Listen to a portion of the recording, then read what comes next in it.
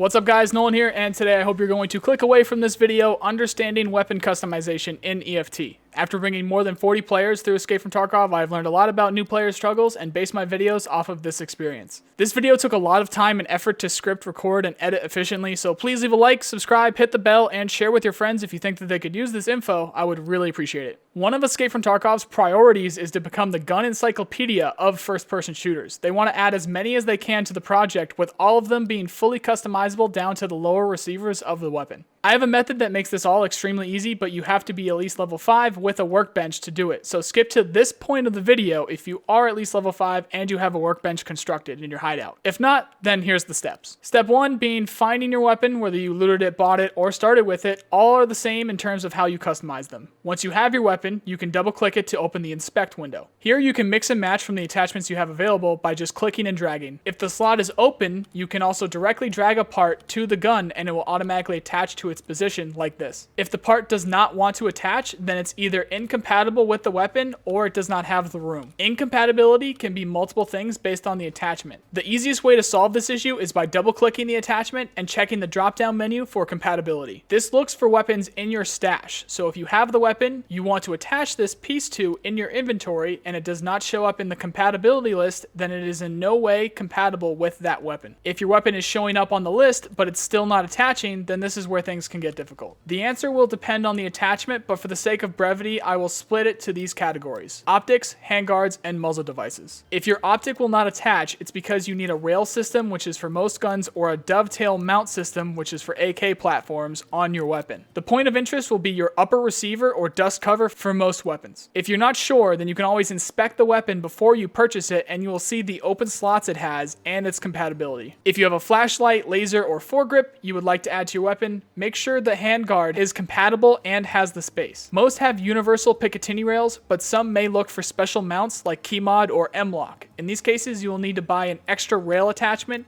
that are compatible with these special handguards, then attach your grip or light or whatever to those rails. Muzzle devices have specific calibers they need, and some need adapters, so look out for their compatibility before buying. Most will have the information you need in the name or the description on inspection, so make sure to check those out. Now, if you are level 5 and you have your workbench completed in your hideout, then you will be able to breeze through this easily. At level 5, you gain access to the Flea Market, so go through and examine everything you can, which I understand is a lot, but it's actually the best way to examine stuff without having to worry about it in raid, and it gives you full access to items that you may want. Alternatively, you can just go to the weapon you want and go to the compatible items too. I would at least go through all of the optics, muzzle devices, and foregrips, as those generally make the biggest impact. From there, you can go to the presets at the bottom right corner of the menu. Here, you can have fun kitting out whatever gun you want. Just click the presets button, go to open, then select the weapon you want. What I would suggest is dismantling the gun fully to have a better understanding of the parts required, then build it back up however you want. Another suggestion here would be to just go for whatever you think is cool at first. Once you have what you want, and there are no red attachment slots, go up to the top left corner